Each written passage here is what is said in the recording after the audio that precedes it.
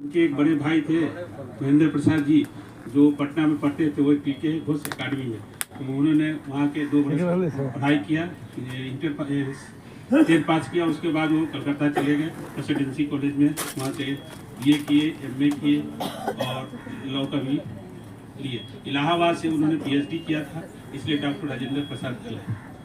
तो एक शिक्षक के रूप में भी उन्होंने योगदान दिया। लंगर सिंह कॉलेज मुजफ्फरपुर के प्रिंसिपल भी रह चुके थे। उसके बाद वो अर्थशास्त्र के सिटी कॉलेज कलकत्ता में उन्होंने प्रोफेसर के रूप में कार्यरत रहे कुछ दिन तक। उसके बाद पत्रकार भी रहे।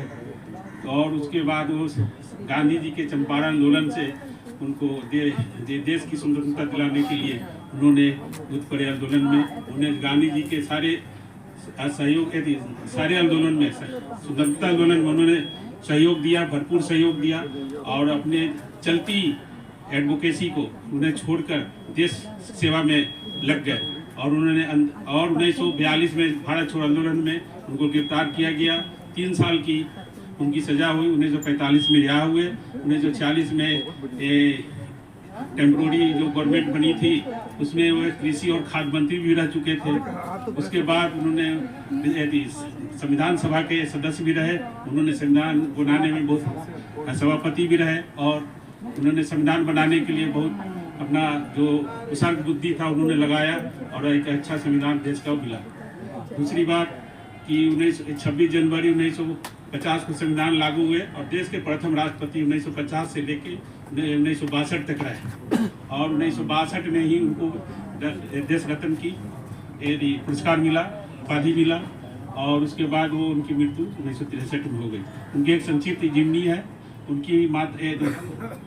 उनका जो कुशार बुद्धि, देश निष्ठा, सिंप्लिसिटी, ईमानदारी, ऐसा देश में बहुत कम बिरले पैदा होते हैं। उनके अनुसरण करने से हम आगे बढ़ सकते हैं, बिहार का भी गौरव बढ़ा सकते हैं। हम अनुकरणीय हैं, हम उनके ऊपर गर्व करने की बहुत सारी बातें हैं, हम कर सकते हैं और आगे करने की कोशिश करेंगे।